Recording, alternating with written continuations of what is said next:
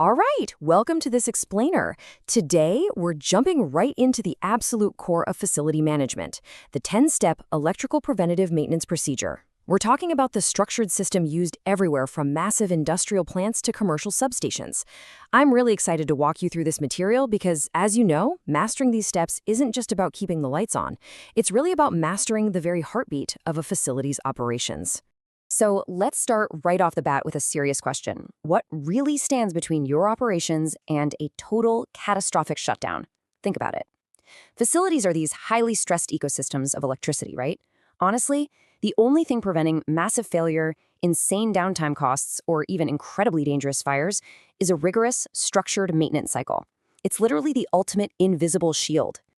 And the sheer scale of the hardware we're discussing here is just incredible. We aren't just talking about swapping out a few light bulbs. We're looking at towering transformers, massive switchgear and MCC panels, heavy-duty circuit breakers, all the way down to highly sensitive UPS battery systems and the sprawling networks of cables and bus bars. This equipment is the heavy lifting crew of absolutely any commercial operation. Okay, so let's outline this. We're grouping our 10-step checklist into 4 distinct phases: preparation and absolute safety, inspection and electrical testing, maintenance and performance checks, and finally, documentation and safe restoration. First step, phase 1, preparation and absolute safety. Step 1 is planning and preparation. Yeah, it's highly administrative, but it's incredibly vital. Before we even think about touching a single wire or opening a panel, we have to establish a rock-solid foundation.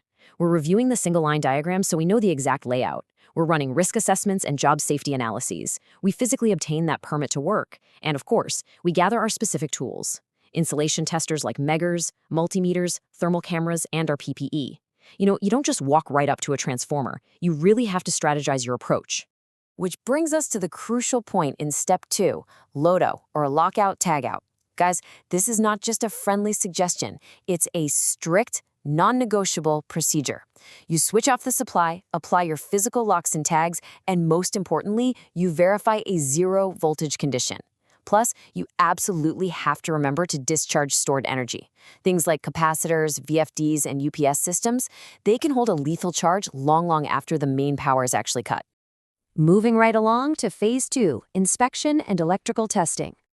Now that the system is completely isolated, locked out, and totally proven safe to touch, let's diagnose our electrical patient. In step 3, we put away the heavy tools for a second and act as detectives. Visual inspection is so incredibly powerful. We're looking for physical clues, right?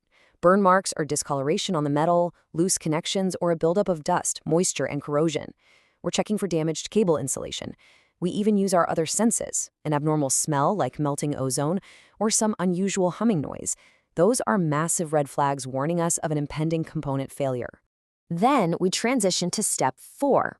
We go from just observing to actually probing. We perform these standardized electrical tests, essentially giving the machinery a full biometric screening. We run a continuity test to make sure our circuits are unbroken. We check earth resistance to guarantee grounding safety. We run contact resistance tests specifically for the breakers to ensure they're transferring power efficiently. And of course, we do general voltage and current measurements. Now, I'm actually jumping slightly out of the strict checklist order to highlight step 6 right here, because thermography inspection fits perfectly into this diagnostic phase. Our sources note this is highly recommended and honestly for very good reason. Using thermal imaging during running conditions lets us see the invisible. It detects hot spots in cables, loose terminals, and overloaded circuits long before they heat up enough to literally catch fire. It's predictive maintenance at its absolute best. Next up is phase 3, maintenance and performance checks. Okay, with our diagnostics complete and our data gathered, we enter the active phase. This is where we really get our hands dirty. We transition fluidly from those diagnostic tests directly into the necessary hands-on mechanical adjustments in step 5, which we follow closely by performance verifications in step 7 and 8. So step 5 is entirely about the physical, mechanical health of the system. Remember, electricity causes vibrations, and vibrations cause things to loosen up over time. It's just physics. So we do a torque check to tighten all electrical terminals right back to spec. We clean off the bus bars and panels, lubricate the moving parts of the breakers and switches, and physically verify that the breaker mechanisms operate smoothly without catching on anything. From there, we need to see how the system behaves under pressure, which brings us to a really important comparison. Step 7 versus Step 8. Functional testing in Step 7 is all about safety triggers. We do trip tests on protection relays, verify the breakers actually turn on and off correctly, and test that all interlocks, alarms, and battery backups function perfectly. Meanwhile, load checks in Step 8 are all about efficiency. We're measuring the load current balance, ensuring voltage stability, checking the power factor, and comparing all of these against normal operating values. Basically, one ensures it's safe, the other ensures it's optimal. Which brings us to our final phase, Phase 4, documentation and safe restoration. Think about it. We've planned, isolated, inspected, tested, and tuned up the hardware.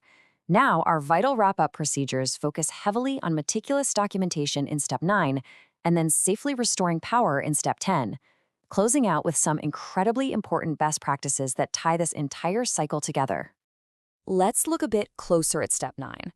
It reminds us of a really fundamental truth in the maintenance world. The job isn't done until the paperwork is finished. We have to meticulously record every single test result, noting any abnormalities we found and the specific corrective actions we took. Properly updating your CMMS, that computerized maintenance management system, and grading the equipment condition as good, fair, or critical, that is exactly what protects the facility's future and guides your next maintenance cycle. Then we finally hit Step 10, restoration and energization. This is a strict, step-by-step reversal of our initial isolation phase. First, clear out all your tools so nothing is left behind to cause a random short. Ensure all panels and covers are completely secure. Only after full confirmed clearance do you remove those LOTO tags and locks. Then you re-energize the system gradually, step by step, monitoring the initial performance to ensure everything hums back to life perfectly. Energizing is just as deliberate as shutting it down. Now, tucked right into the best practice tips of our source material is this absolute golden rule. Always prioritize safety over speed. It really underscores everything we've just covered. In electrical maintenance, skipping a torque check, rushing through a visual inspection, or cutting corners on LOTO, it simply isn't an option. Following the manufacturer intervals, whether they're monthly, quarterly, or yearly, requires serious patience and discipline. As we wrap up this explainer, I really want to leave you with a thought to reflect on. Look at how comprehensive these 10 steps are.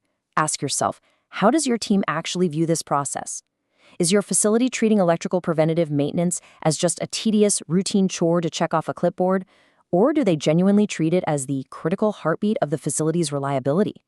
Because following this structure doesn't just pass the annual inspections, it saves expensive equipment, it prevents total downtime, and most importantly, it absolutely saves lives. Keep learning, stay safe out there, and thanks so much for joining me.